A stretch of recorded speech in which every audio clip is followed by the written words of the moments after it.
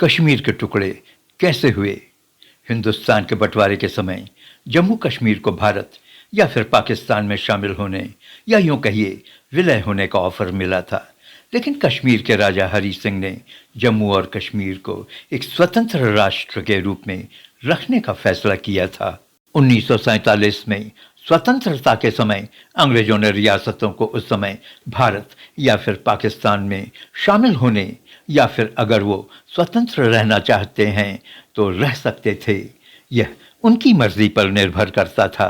12 अगस्त 1947 के करीब जम्मू कश्मीर के राजा हरि सिंह ने कहा कि जम्मू कश्मीर किसी भी देश के साथ नहीं विलय होगा।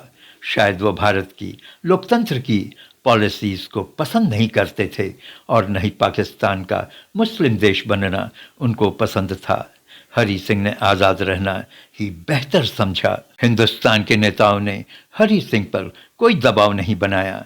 सरदार वल्लभ भाई पटेल का मानना था कि हिंदुस्तान को कश्मीर के मामले में उलझना नहीं चाहिए।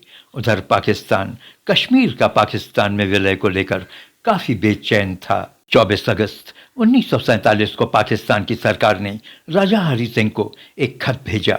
खत में उनको चेतावनी देते हुए कहा गया था कि वक्त आ गया है और उन्हें तय कर पाकिस्तान के साथ जुड़ जाना चाहिए और अगर उन्होंने पाकिस्तान के साथ आने में कोताही की तो उन्हें गहरे संकट का सामना करना पड़ेगा। सितंबर आते आते पाकिस्तान से घुसपैठिए कश्मीर में प्रवेश करने लगे। उसी समय पुंछ में विद्रोह हुआ क्योंकि राजा हरि सिंह ने वहां के किसानों पर दंडात्मक कर लगा दिया था। अक्टूबर के महीने में उत्तर पश्चिम सीमांत प्रांत से हजारों पश्तून जनजातियों ने जम्मू कश्मीर में पाकिस्तानी सेना के सहयोग से घुसपैठ की। उनका मकसद तख्ता पलट का था। वो जम्मू और कश्मीर को राजा के शासन से मुक्त कराना चाहते थे। महाराजा हरि सिंह की सेना उन विरोधियों को अपने कंट्रोल में न कर सकी और उन विरोधियों ने पुंछ जिले के अधिकांश भाग पर कब्जा कर लिया। वो लोग मुजफ्फराबाद और बारमूला पर भी कब्जा करने में सफल रहे। स्थिति खराब होते देख महाराजा हरि सिंह जी ने भारत सरकार से सहायता मांगी। भारत सरकार सहायता देने के लिए सहमत तो हो गई पर एक शर्त पर। शर्त ये थी कि महाराज को विलय पत्र पर हस्ताक्षर करना होगा।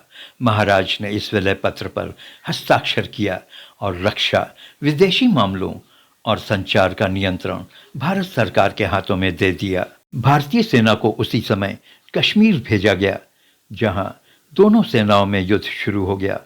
वीपी मेनन अपनी किताब the story of the integration of Indian status में लिखते हैं कि कश्मीर के तमाम इलाकों पर कबायलियों का कब्जा होता जा रहा था। 24 अक्टूबर 1947 तक वो श्रीनगर के बाहरी इलाके तक पहुंच गए थे। कबायलियों ने माहुरा पावर हाउस बंद कर दिया जिससे पूरे श्रीनगर में अंधेरा छा गया। 1 साल 2 महीने और 5 दिन ये जंग चली थी। 1 जनवरी 1949 को युद्ध विराम घोषित हुआ। हमारी सेना जब पाकिस्तान के पंजाब के इलाके तक पहुंची तो सीज फायर कर दिया गया। कहा जाता है कि अगर ये सीज फायर 3 दिन बाद किया जाता तो पाकिस्तान अधिकृत कश्मीर भारत का हिस्सा होता। शायद इसीलिए नेहरू जी की आलोचना होती है।